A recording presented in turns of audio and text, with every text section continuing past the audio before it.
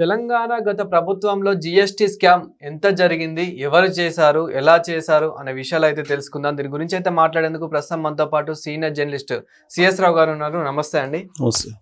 Sir, తెలంగాణలో మరో scam, గత ప్రభుత్వంలో జిఎస్టీ స్కామ్ కూడా బయటపడుతుంది. ఇప్పుడు అసలు అది ఎలా చేశారు, ఎంత జరిగి ఉండవచ్చు? ఇప్పుడు కార్పొరేట్ కంపెనీలు జిఎస్టీ ఫ్రాడ్కి పాల్పడ్డాయి అని అంటే ఆ రోజు ఉన్నటువంటి ప్రభుత్వ పెద్దల యొక్క సహకారం లేకుండా చేసుంటారా అని అంటే సాధ్యం కాదు. పెద్దల ప్రమేయం లేకుండా సాధ్యమయ్యేటువంటి పరిస్థితే లేదు. ఇది దాదాపుగా 2000 కోట్లకు పైగా, 2700 కోట్లు పైగా స్కామ్. ఇది 2700 కోట్లు కాదు, నాకు అవగాహన ఉన్న మేరకు ఒక్క కాళేశ్వరం సంబంధించి మెగా కంపెనీ ఒక్కటే 12,000 కోట్ల రూపాయలు జిఎస్టీ ఎగ్గొట్టిందని చెప్పి సిబిఐ దగ్గర, ఈడీ దగ్గర కంప్లైంట్లు ఉన్నాయి. ఇప్పుడు వీళ్ళు ఒక కమిటీ వేసింది గవర్నమెంట్ కమిటీ వేసి, కమిటీలో ఈ జిఎస్టీ ఎగ్గొట్టిన కంపెనీలు లిస్ట్ తీయమంటే దాంట్లో జిఎంఆర్ అనగానే మనకు గుర్తొచ్చేది ఎయిర్పోర్ట్ల నిర్మాణం. జిఎంఆర్కి ఎంతో కొంత పేరుంది, మంచి పేరుంది. అలాంటి కంపెనీల్లో కూడా జిఎస్టీ ఎగ్గొట్టినటువంటి దాంట్లో ఉంది. ఎల్ఎన్టీ ఉంది, ఎల్ఎన్టీ కూడా కాళేశ్వరం నిర్మించింది. ఎల్ఎన్టీ ఉంది. బ్లూ లైన్ అని ఇంకో కంపెనీ, పేరు మోసినటువంటి కార్పొరేట్ కంపెనీలు దాదాపు 12 పైగా ఉన్నాయి. ఇవన్నీ జిఎస్టీ ఎగ్గొట్టాయనంటే పెద్దల ప్రమేయం లేకుండా సాధ్యం కాదు అనేది ఇన్వెస్టిగేషన్లో తేలింది. ఒక కమిటీని వేశారు, జిఎస్టీ ఎగ్గొట్టినటువంటి దాన్ని ఫైనల్ చేయండి అని చెప్తే ఇప్పుడు ఉన్నటువంటి రేవంత్ రెడ్డి గారి ప్రభుత్వం ఒక కమిటీ వేస్తే ఆ కమిటీ నివేదిక ఇవ్వడానికి సిద్ధమైంది. బహుశా నేను అనుకోండి ఈ నెలాఖరికి నివేదిక ఇవ్వచ్చు. వాళ్ళు ప్రాథమికంగా ఐడెంటిఫై చేసిన దాని ప్రకారమే 1000 కోట్ల రూపాయలు పైగా జరిగింది ఫ్రాడ్ అని చెప్పి చెప్తున్నారు. ఇక్కడ ఇన్పుట్ ట్యాక్స్ రూపంలో రకరకాల ఈ ఆడిటింగ్ దాంట్లో రకరకాల మెథడ్స్ను ఉపయోగించి మిస్యూజ్ చేశారు. జిఎస్టీ కట్టకుండా ఫేక్ ఇన్వాయిస్లు క్రియేట్ చేసి, ఫేక్ బిల్స్, ఈ బిల్స్ ఫేక్వి చేసి, అలాగే సూట్ కేస్ కంపెనీలు ఒకే నెంబర్ తోటి సేమ్ డైరెక్టర్స్ రకరకాల కంపెనీలతోటి ఇలా రకరకాలుగా మ్యానిపులేట్ చేసి జిఎస్టీని ఎగ్గొట్టారు. ఈ అమౌంట్ ఎగ్గొట్టడానికి సహకరించినటువంటి వాళ్ళు అప్పట్లో తెలంగాణ చీఫ్ సెక్రటరీగా ఉన్నటువంటి సోమేష్ కుమార్ ఆయన, అలాగే విశ్వేశ్వరరావు అని ఆయన కమిషనర్గా చేశారు. ఆయన స్పెషల్ కమిషనర్ ఏమైనా విశ్వేశ్వరరావు అని ఆయన, వీళ్ళిద్దరూ కోఆపరేట్ చేశారు. ఈ కోఆపరేట్ చేసి ఈ ట్యాక్స్ ఎగ్గొట్టడానికి వాళ్ళు సహకరించారు అనేది ఈ కమిటీ తేల్చినటువంటి అంశం. ఇప్పుడు వాళ్ళిద్దరిని బట్టకు రావాలి. ఇప్పుడు వాళ్ళిద్దరిని బట్టకొచ్చి ఈ రిపోర్ట్ ఇచ్చిన తర్వాత వాళ్ళిద్దరిని తీసుకొస్తారు.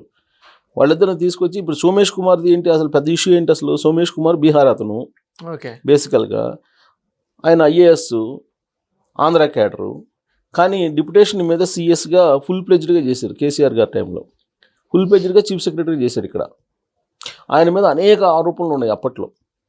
ఇదే రేవంత్ రెడ్డి గారు పిసిసి అధ్యక్షుడిగా ఉన్నప్పుడు అనేక ఆరోపణలు సోమేష్ కుమార్ గారి మీద చేశారు. సోమేష్ కుమారు మొత్తం టోటల్గా కేసీఆర్ గారు ఏది చెప్తే చేస్తూ వచ్చేసారు, ఒక ఐఏఎస్ లాగా కాకుండా అని చెప్పి పిసిసి అధ్యక్షుడిగా రేవంత్ రెడ్డి గారు ఉన్నప్పుడు అనేక సందర్భాల్లో ఆరోపణలు చేశారు. ఇప్పుడు ఈ జిఎస్టీ ఎగ్గొట్టిన కేసు చిన్నది కాదు, చాలా పెద్ద కేసు. ఇది కొన్ని వేల కోట్ల రూపాయలు ఎగ్గొట్టారు. ఇప్పుడు ఈ కమిటీ ఏంటంటే ఇప్పుడు ఐడెంటిఫై చేసిన దాని ప్రకారం దాదాపుగా 2700 కోట్లు అని చెప్తున్నారు. ఈ 2700 కోట్లే కాదు, అసలు సిబిఐ, ఈడీ దగ్గర 12,000 కోట్ల రూపాయలు జిఎస్టీ మెగా కంపెనీ ఎగ్గొట్టిందని చెప్పేసి కాంగ్రెస్ పార్టీ వాళ్ళు, షర్మిల, అలాగే రేవంత్ రెడ్డి గారు, బక్కా జడ్సన్ ఇలాంటి వాళ్ళందరూ అప్పట్లో అనేక కంప్లైంట్స్ చేస్తున్నారు. మరి దాని సంగతి ఏంటి? దాని పరిగణలోకి తీసుకోవాలి. ఇంకా దాని పరిగణలోకి తీసుకుంటే అది ఒక 20,000 కోట్లు ఇంకా ఎక్కువ ఉంటుందో మనకు. జిఎస్టీ అనేది అసలు రాష్ట్రానికి రాబడి. ఇప్పుడు నువ్వు వస్తువు కొన్నా, అమ్మినా జిఎస్టీ వస్తుంది. సో ఆ జిఎస్టీ రాకపోతే, ఆ జిఎస్టీలోనే మిస్యూజ్ జరిగితే ఇంకా రాష్ట్రానికి రెవెన్యూ ఉంటుంది. రాష్ట్రానికి రెవెన్యూ రాలేదు కదా, అదే ఐడెంటిఫై చేసింది కమిటీ. సో ఇది ఒక పెద్ద కేసుగా రాబోతుంది. ఇంకోటి ఏంటంటే ఈ కేసుతో పాటు ఈ నెలాఖరికి కాళేశ్వరానికి సంబంధించిన నివేదిక కూడా ఇవ్వబోతున్నారు చంద్రఘోష్. ఈ నెలాఖరికి మొత్తం విచారణ అంతా పూర్తి చేసి ఫైనల్ నివేదిక ప్రభుత్వం చేతిలో పెట్టబోతున్నారు ఆయన. ఆ తర్వాత ప్రభుత్వం విచారణకు ఆదేశిస్తుందా లేదంటే ఆ నివేదికలోని వాళ్ళు సజెస్ట్ చేస్తారు విచారణకు ఆదేశించాలనో లేదంటే పలానా వాళ్ళని మీరు శిక్షించాలనో ఏదో ఒకటి వాళ్ళు మెన్షన్ చేస్తారు. సో అంటే ఇవన్నిటి వెనకాల కేసీఆర్ గారు కేటీఆర్ గారు ఉన్నారంటారా? అసలు కేసీఆర్ గారు ఉన్నారా లేదనే తర్వాత సంగతి. ఆ రోజు ప్రభుత్వంలో ఉండేటువంటి పెద్దల సహకారం లేకుండా వాళ్ళు XYZ ఎవరైనా కావచ్చు, పెద్దల సహకారం లేకుండా ఇంత పెద్ద ఎత్తున ఫ్రాడ్ జరిగే అవకాశం లేదు అనేది జిఎస్టీ అధికారులు చెబుతున్నారు. ఇప్పుడున్నట్టు ప్రభుత్వంలో వాళ్ళు కూడా చెప్తున్నారు. అసలు సాధ్యం జిఎస్టీ ఎగ్గొట్టడం, కొన్ని వేల కోట్ల రూపాయలు ఎగ్గొట్టడం అనేది మాటలు కాదు కదా. అవును. అంటే ఎన్ని ఫేక్ బిల్స్ తయారు చేసి ఉంటారు, ఎన్ని ఫేక్ ఇన్వాయిస్లు తయారు చేసి ఉంటారు. మరి ఇంకా రాష్ట్రానికి రావాల్సిన రెవెన్యూనే రాకుండా ప్రభుత్వానికి సంబంధించిన పెద్దలే ఆ రోజున సహకరించారు కార్పొరేట్ కంపెనీలు కానీ అంటే మరి రాష్ట్రాన్ని అన్ని రకాలుగా దోచుకున్నట్టే కదా. ఒకవైపు ఏమో ప్రాజెక్టులు కట్టి దోచుకున్నారు, ఇప్పుడు ఏమంటున్నారు అది ఇంజనీరింగ్ ఫాల్ట్ ఇంజనీర్ల ఫాల్ట్ అని చెప్తున్నారు కాళేశ్వరం విచారణలో. కానీ అంతకుముందు ఏం చెప్పారు? అసలు కాళేశ్వరం ప్రాజెక్టు గురించి నేను ఒక ఆడియో వినిపిస్తా. కాళేశ్వరం ప్రాజెక్టు గురించి ఏమన్నారు ఒకసారి వింటే మనకి అసలు ఆ రోజున ఏమన్నారు వీళ్ళని మనకు తెలిసిద్ది. రక్తం మరిగించి ఒక్కొక్క ఆలోచన వెనుక కాళేశ్వరం ప్రాజెక్ట్ కట్టాలంటే తనే ఇంజనీర్ అయిన తనే కొలతలు కొలిసి నెలల తరబడి నేను చూసిన ఆ కంప్యూటర్ ముంగడ పెట్టుకొని అసలు కేసీఆర్ గారు ఎట్టొస్తాయి, ఎక్కడ నీళ్లు ఉంటాయి, సంవత్సరం పొడుగున నీళ్లు ఉండేది ఏ ప్రాంతం అని గుర్తుపట్టి చెప్పి కట్టించిందే కేసీఆర్ గారు. అది మెదడు కరిగించి రక్తం చిందించి కంప్యూటర్ను ముందు పెట్టుకొని ఎటు నుంచి నీళ్ళు వస్తాయి ఎటు నుంచి నీళ్ళు పోతాయి అని చెప్పేసి మొత్తం ఆయనే డిజైన్ చేశారని వాళ్ళు చెప్తున్నారు.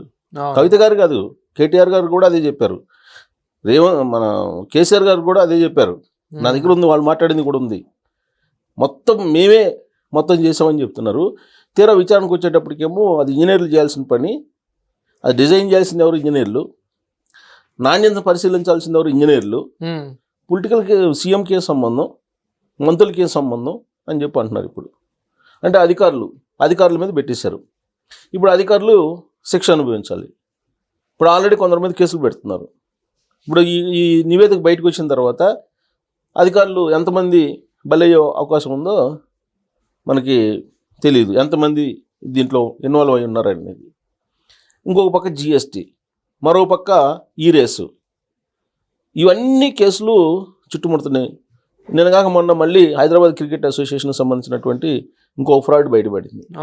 ఈ ఫ్రాడ్లన్నీ మొత్తం ఫైనల్ అయిపోతే అప్పుడు శిక్ష ఎవరికి పడుతుంది? ఆ రోజు ఉన్నటువంటి ప్రభుత్వ పెద్దలకు పడుతుందా లేదంటే ప్రభుత్వ పెద్దలు చెప్పితే చేసినటువంటి అధికారులకు పడుతుందా అనేది మనం వెయిట్ అండ్ సీ. మొత్తానికి ఖచ్చితంగా ఈ ఫ్రాడ్లన్నీ అయితే బయటకు వస్తుంది. వీటన్నిటిలో జిఎస్టీ అనేది చాలా పెద్ద కుంభకోణం. ఎందుకంటే ఇది సెంట్రల్కి కూడా వెళ్ళే అవకాశం ఉంది. జిఎస్టీ, సిఎస్టీ, ఎస్సీఎస్టీ అంటే స్టేట్ సంబంధించినటువంటి ట్యాక్స్ ఉంటుంది, సెంట్రల్ ట్యాక్స్ ఉంటుంది. మనం కొనుగోలు చేసిన ప్రతి వస్తువు మీద మనం హోటల్కి పోతే కనుక సిజిఎస్టీ అని ఉంటుంది, అలాగే ఎస్సీఎస్టీ అని ఉంటుంది, స్టేట్ ట్యాక్స్ ఒకటి, అలాగే సెంట్రల్ ట్యాక్స్ ఒకటి. అంటే ఇక్కడ కేవలం రాష్ట్ర ప్రభుత్వానికే కాదు, కేంద్ర ప్రభుత్వానికి కూడా నష్టం జరిగింది. కాబట్టి ఇది రాబోయే రోజుల్లో ఒక పెద్ద కేసు కాబోతుంది. ఈ నెలాఖరికి కమిటీ నివేదిక ఇచ్చే అవకాశం ఉంది. ఈ జిఎస్టీ ఫ్రాడ్లో కార్పొరేట్ కంపెనీలు పాల్గొన్నాయి. దాదాపు 45 నుంచి 50 కంపెనీలు ఫ్రాడ్కి పాల్పడ్డాయి హైదరాబాద్లో, టాప్ మోస్ట్ కంపెనీలు.